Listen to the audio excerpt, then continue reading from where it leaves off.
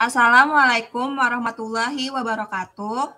Kami dari kelompok 5, kelas 12 MIPA 3, akan menjelaskan tentang GGL induksi oleh perubahan besar induksi magnetik.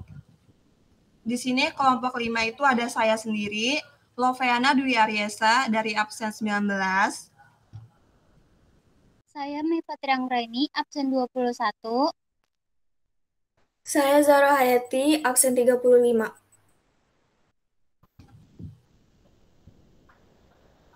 Nah, sebelum kita membahas tentang GGL induksi yang dipengaruhi oleh perubahan besar induksi magnetik, saya akan menjelaskan sedikit tentang hukum Faraday, yaitu yang mengatakan bahwa jika ada perubahan flux yang terjadi, maka dia akan menghasilkan suatu GGL pada kumparan. Nah, bagaimana sih cara kita mengubah nilai flux tersebut? Nah, rumus flux itu ada B kali A kali cos theta, di mana B adalah induksi magnetik, A adalah luas bidang kumparan, dan cos theta adalah perubahan sudut antara arah medan magnet dengan garis normal bidang kumparan. Nah, dari rumus tersebut kita tahu nih faktor yang mempengaruhi besar kecilnya flux tersebut itu luas bidang kumparan, perubahan induksi magnetiknya, dan perubahan sudut antara arah medan magnet dengan garis normal bidang kumparan. Nah, di sini kita akan bahas nih, kalau perubahan induksi magnetiknya itu berubah, tetapi luas bidang kumparan dan perubahan sudutnya itu tetap. Selanjutnya, contoh GGL induksi yang ditimbulkan oleh perubahan besar induksi magnetik adalah prinsip kerja pada transformator. Lihatlah gambar berikut. Dua kumparan kawat yang saling berdekatan pada kumparan pertama dirangkai dengan sebuah baterai dan saklar, sedangkan kumparan yang satunya dirangkai dengan galvanometer. Apabila saklar ditutup, terlihat bahwa jarum pada galvanometer bergerak. Demikian juga pada saat saklar dibuka. Dengan membuka dan menutup saklar, menyebabkan arus listrik yang mengalir pada kumparan satu berubah. Karena arus listrik melalui kumparan satu, maka akan menimbulkan perubahan medan magnet di sekitar kumparan. Perubahan medan magnet ini pun terjadi pada kumparan 2, sehingga pada kumparan timbul GGL induksi.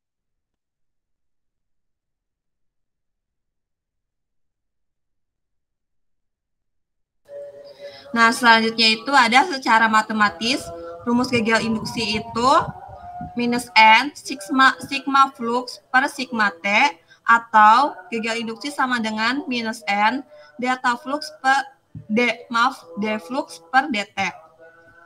Nah, jika GGL tersebut dipengaruhi oleh perubahan nilai induksi magnetik, maka kita masukin nih fluxnya.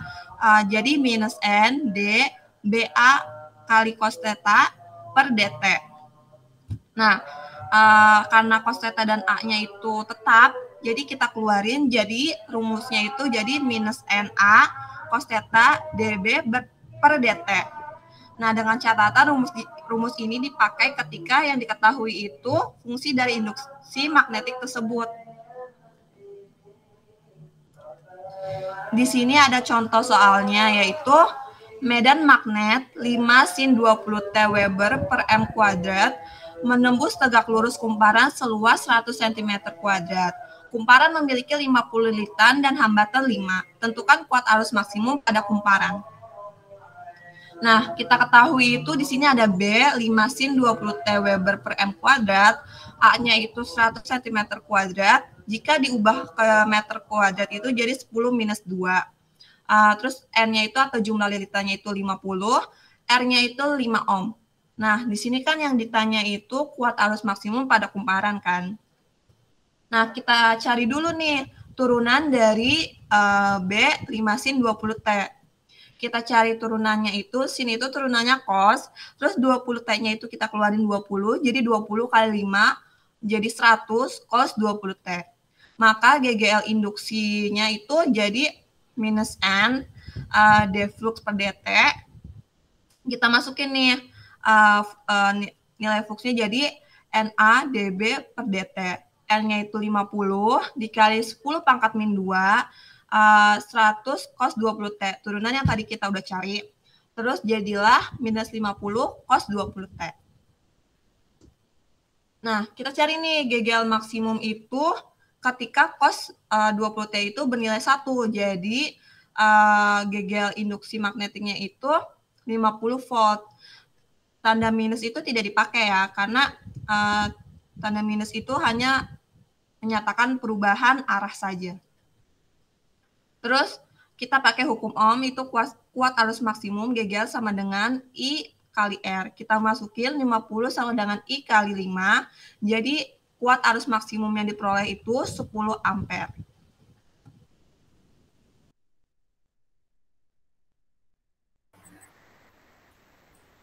Selanjutnya adalah apabila yang diketahui adalah B awal dan B akhirnya, maka secara sistematis rumus gegel induksinya adalah sebagai berikut. Di mana gegel induksi sama dengan minus NA dikali cos theta dikali delta B per delta T. Di mana delta B itu adalah B akhir atau B2 dikurang B awal atau B1.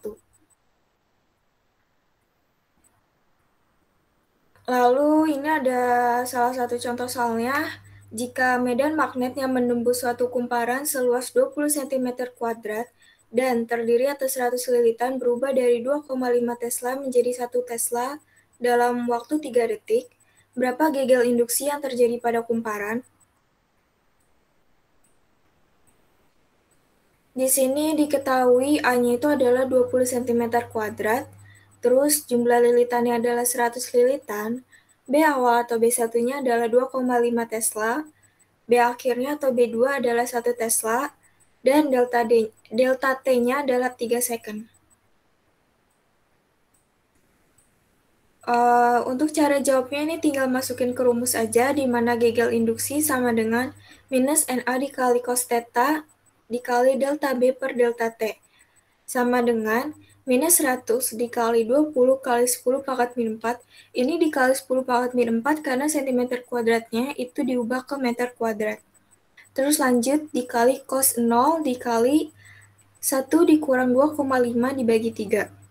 Sama dengan minus 2000 dikali 10 pangkat min 4 dikali minus 1,5 per 3. Sama dengan minus 0,2 dikali minus setengah. Hasilnya adalah minus 0,1 volt. Terus ini untuk soal kuisnya untuk nomor 1, medan magnet B sama dengan 5 akar 2 sin 20 T Tesla menembus tegak lurus kumparan seluas 100 cm kuadrat yang terdiri atas 50 lilitan dan hambatan kumparannya adalah 5. Berapakah kuat arus induksi maksimum yang timbul pada kumparan? Yang nomor 2, suatu loop kawat berbentuk persegi 4 dengan panjang sisi-sisi 0,3 meter ditembus tegak lurus oleh medan magnetik luar 0,3 Tesla. Jika medan magnetik berubah arah dalam 1,5 second dan besarnya menjadi 0,2 Tesla, maka rata-rata gegel induksi dalam loop kawat tersebut adalah.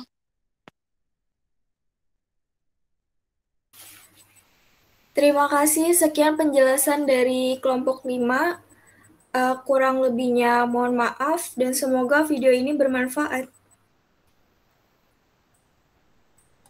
Wassalamualaikum Waalaikumsalam warahmatullahi wabarakatuh.